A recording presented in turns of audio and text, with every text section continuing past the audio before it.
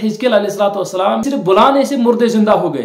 कुरान पाक में एक अनोखा वाक़ा दर्ज हुआ है। सूरतुल बकरा की आयत 243 में अल्लाह तबारक व तआला ने एक वाक़े की तरफ इशारा दिया है।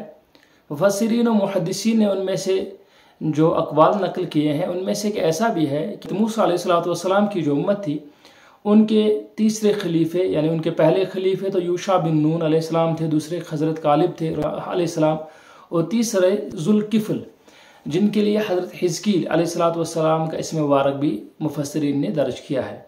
उनके दौर में ही एक वाक़ा पेश आता है कि एक बार एक इलाके में वबा आती है और वबा से भागकर कुछ लोग चले जाते हैं और कुछ लोग वही इलाके में ही रह जाते हैं।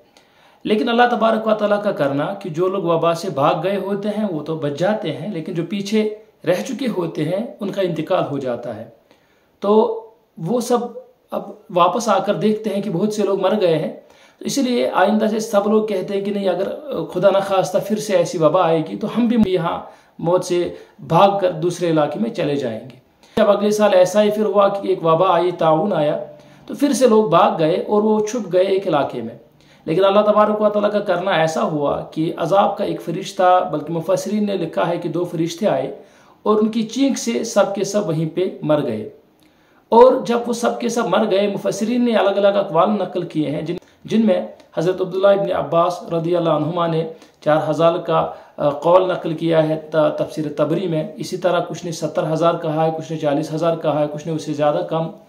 तो बहरहाल तो 70,000 तक के अक़वाल आते हैं कि उनकी तादाद 70,000 थी। तो जब सब मर चुके, अब एक ही उनकी चीख निकल गई, फरिश्तों ने कोई चीख लगा दी, सब के सब मर गए।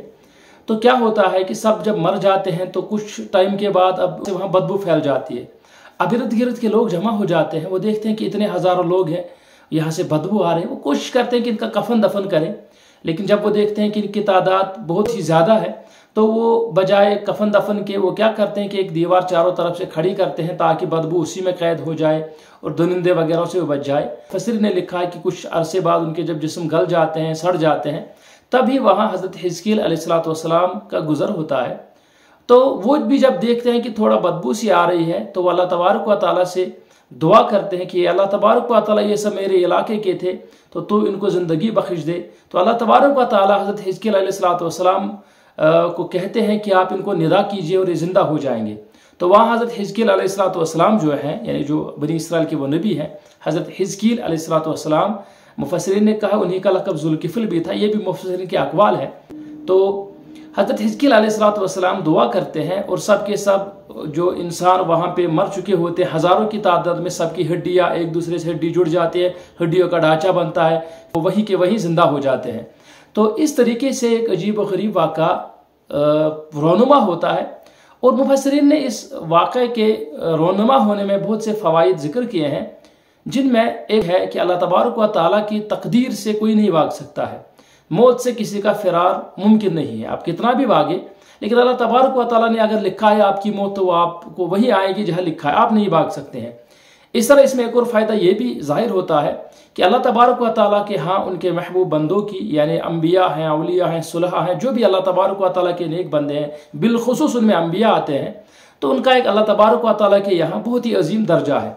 इस तरह अल्लाह तबारक व तआला ने उनकी तकदीर में ही लिखा था फिर से ज़िंदा होना, तो हज़रत हिजकील अलैहिस्सलाम की दुआ से ऐसा हुआ।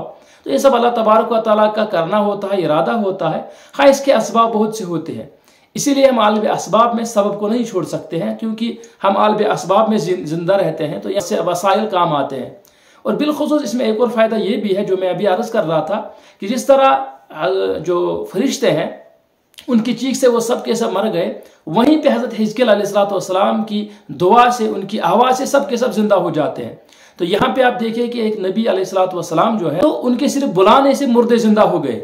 तो ये मतलब के तौर पर एक अजीम मौइज़ा भी यहाँ पे जाहिर हुआ। और कुरान पाक में सूरतुल बकरा में ये जो आयत आती है, ये आयत वहाँ पे जिक्र है, आप इसको देखिए ताकि ईमान बिलाखिरत पर आपका जो ईमान है, इत्मीनान क़ल्ब है, वो भी मुकम्मल हो। और मुफस्सिरीन ने अलग अलग अक़वाल को दर्ज किया है, उनमें किया है, वो भी आप इसमें देखिए, वो ज़्यादा फ़ायदेमंद रहेगा।